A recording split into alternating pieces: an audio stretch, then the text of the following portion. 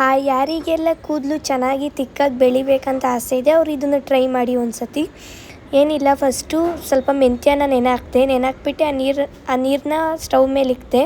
ಅದಕ್ಕೆ ಸ್ವಲ್ಪ flax seed ಹಾಕ್ತೀನಿ. ಫ್ಲ್ಯಾಕ್ಸ್ ಸೀಡ್ ಅಂದರೆ ಕನ್ನಡದಲ್ಲಿ ಅಗಸೆ ಬೀಜ ಅಂತ ಅಂತೀವಿ. ಅಷ್ಟೂ ಹಾಕ್ಬಿಟ್ಟು ಒಂದು ಸ್ವಲ್ಪ ಅದಕ್ಕೆ 1 ಸ್ಪೂನ್ ಟೀ ಪೌಡರ್ ಹಾಕ್ಬಿಟ್ಟು ಚೆನ್ನಾಗಿ ಕುದಿಸ್ತೀನಿ. ಆಮೇಲೆ ನೆಕ್ಸ್ಟ್ ಇಲ್ಲಿ ತೋರಿಸ್ತಿರೋ ಪೌಡರ್ನೆಲ್ಲ ಮಿಕ್ಸ್ ಮಾಡ್ಕೊತೀನಿ. ಅದರಲ್ಲಿ ಯಾವ್ದ್ಯಾವ್ದಿದೆ ಅಂದರೆ ಐಬಿಸ್ಕಸ್ ಪೌಡರು, ಭೃಂಗರಾಜ್ ಪೌಡರು, ಆಮೇಲೆ ನೆಕ್ಸ್ಟು ಆಮ್ಲ ಪೌಡರು, ನೀಮ್ ಪೌಡರ್ ಅದೆಲ್ಲ ಇರುತ್ತೆ. ಇದನ್ನೆಲ್ಲ ಹಚ್ಚೋದ್ರಿಂದ ಕೂದಲು ಚೆನ್ನಾಗಿ ಗ್ರೋತ್ ಆಗುತ್ತೆ, ಆಮೇಲೆ ತುಂಬ ಸಿಲ್ಕಿ ಆಗುತ್ತೆ. ಇದನ್ನೆಲ್ಲ ಹಾಕ್ಕೊಂಡು ಒಂದೊಂದು ಸ್ಪೂನ್ ಹಾಕ್ಕೊಂಡು ಕ್ಲೀನಾಗಿ ಆಮೇಲೆ ಅದು ಡಿಕಾಕ್ಷನ್ ಮಾಡಿದ್ವಲ್ಲ ಅದನ್ನು ಹಾಕ್ಕೊಂಡು ಚೆನ್ನಾಗಿ ಮಿಕ್ಸ್ ಮಾಡಿಬಿಟ್ಟು ಒಂದು 1/2 ಅವರ್ ಬಿಟ್ಬಿಡ್ತೀನಿ ಹಂಗೆ. ಮತ್ತು ಅದು 1/2 ಅವರ್ ಆದಮೇಲೆ ತೊಗೊಂಡು ಮತ್ತೆ ಇನ್ನೊಂದು ಸತಿ ಚೆನ್ನಾಗಿ ಮಿಕ್ಸ್ ಮಾಡ್ಕೊಳ್ಳೋಣ. ಬೇಕಾದ್ರೆ ಒಂದು ಲೆಮನ್ನು ಹಾಕ್ಕೋಬೋದು, ನಾನು ಹಾಕ್ಕೊಂಡಿಲ್ಲ.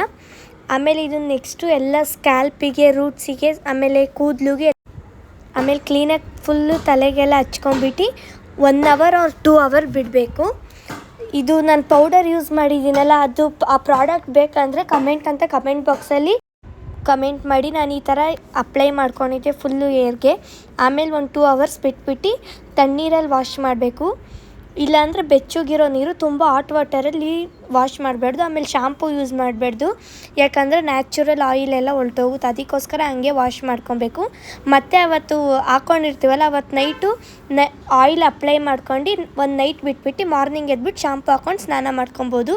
ಆಮೇಲೆ ನಾನು ಹಚ್ಕೊಂಡಾದ್ಮೇಲೆ ಮತ್ತೆ ನಾನು ವಾಶ್ ಮಾಡ್ಕೊಂಡಾದ್ಮೇಲೆ ಈ ಥರ ಇತ್ತು ನನ್ನ ಹೇರು. ಎಲ್ಲರೂ ಒಂದು ಸತಿ ಟ್ರೈ ಮಾಡಿ. ವಿಡಿಯೋ ನೋಡಿದ್ದಕ್ಕೆ ತುಂಬ ಧನ್ಯವಾದಗಳು. Thank you. ಬಾಯ್.